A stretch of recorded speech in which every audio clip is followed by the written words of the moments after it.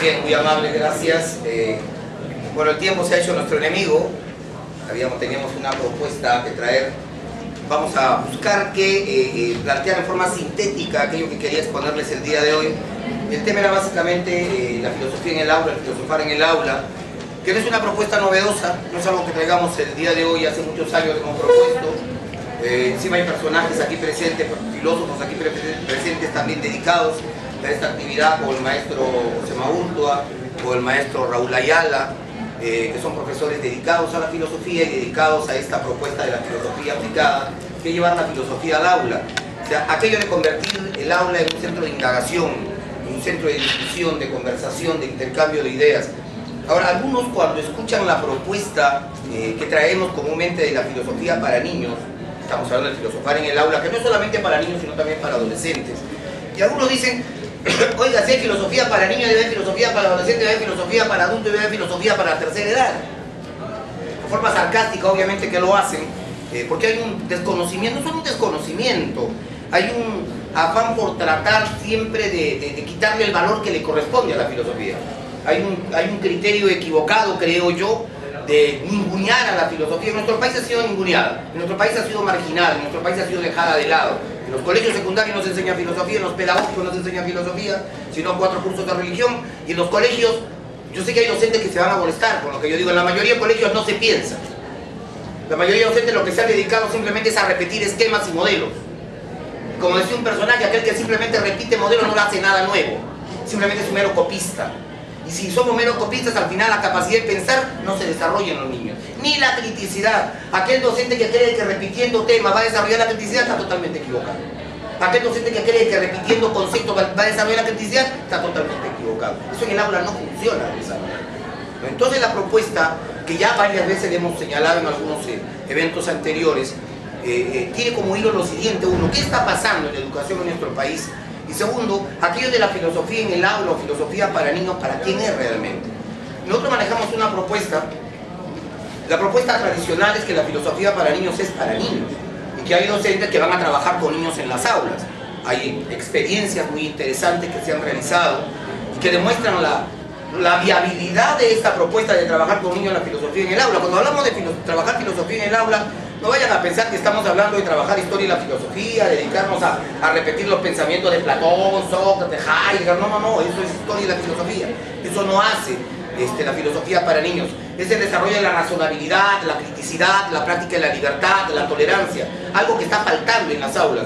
Como decíamos en reuniones anteriores y en otras exposiciones, que lo que se está tratando con esto de la filosofía para niños es combatir la famosa educación del no, porque tenemos una educación del no, la educación de la respuesta, por una educación del sí y una educación de la pregunta. Una educación del no, porque el docente en el aula lo que hace con sus alumnos es decirle no a todo. Profesor, tal cosa, no te sientes así, no hables así, no camines así, no respires así.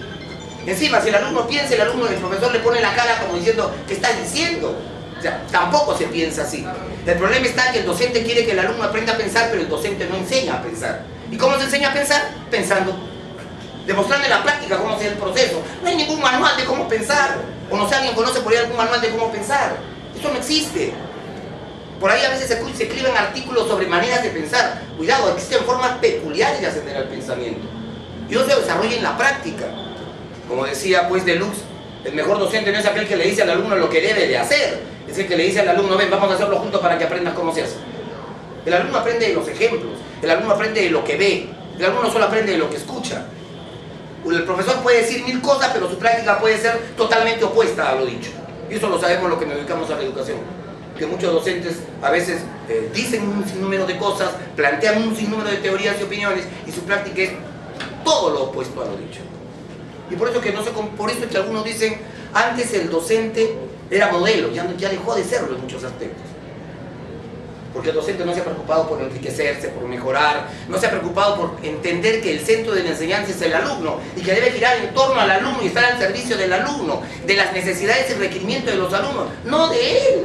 O sea, él no debe preparar una clase que a él le guste, él debe preparar la clase para sus alumnos, entendiendo que en el salón hay diversidad, hay diferencias. Entonces tengo que prepararme para la diferencia y tengo que prepararme para enseñar en la diversidad, pero no lo hago. Entonces esta propuesta que traemos en lo que respecta a la filosofía en el aula es básicamente entender que esto debe ser un área transversal, debe atravesar todas las áreas conocidas, que no debe ser exclusivo de los filósofos, porque algunos piensan de que hacer filosofía para niños o el filosofar en el aula es una función básicamente de filósofos. No, esto es función de todos los docentes, pero para ello los docentes tienen que prepararse en los elementos básicos de la filosofía. No que sean especialistas en filosofía, ni queremos que sean filósofos. Conocer los elementos básicos que permiten desarrollar criticidad, razonabilidad, práctica y la tolerancia, y eso llevarlo al aula con sus alumnos. Pero obviamente si un profesor no piensa, menos debe enseñar a pensar a sus alumnos.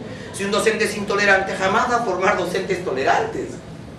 Porque hay docentes que venden discursos, decía, que son opuestos a lo que dicen en el aula. Entonces, la propuesta señala de que esto debe ser de todas las áreas. Desde comunicación, el que enseña histórico-social, personal social, el que enseña geografía, el que enseña química, biología, CTA, etcétera, etcétera, etcétera. Todos ellos deben estar preparados para incentivar la reflexión, incentivar la criticidad, incentivar el discutir, incentivar lo más importante, el pensar en el aula. Y uno de los graves problemas que tenemos en la educación actual es que no estamos pensando en el aula. El aula se ha convertido en un lugar en el cual los alumnos simplemente van a que les llenen la cabeza de datos, como decía Freire. Y por eso tenemos que los alumnos no quieren ir a la escuela. Los de primaria van porque los obligan sus papás o los llevan de la mano. Y los de secundaria sabemos que cerca del 40% de los alumnos de secundaria desertan. No terminan. ¿Y por qué no terminan? Voy en mi casa, me friegan la vida todo el día y voy al colegio a encontrarme con alguien que me vuelve a fregar la vida. Que no me forma, sino que complementa mi deformación. Y es de la mayoría de casos. Hay excepciones. Algunos a veces dicen, pero ¿por qué Solís siempre critica lo que está pasando?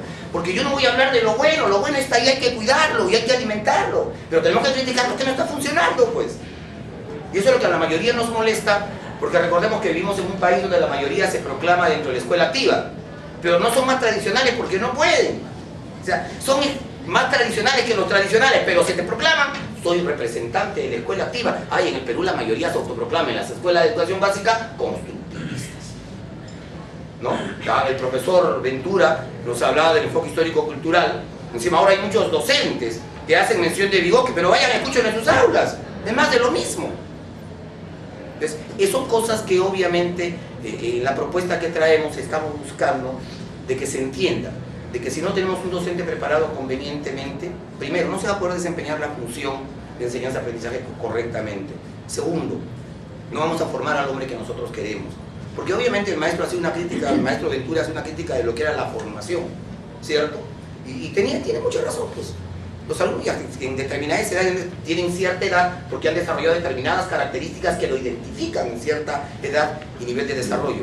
El docente tiene que tratar de complementar, de enriquecer, de activar todas esas habilidades y capacidades que por ahí están dormiditas.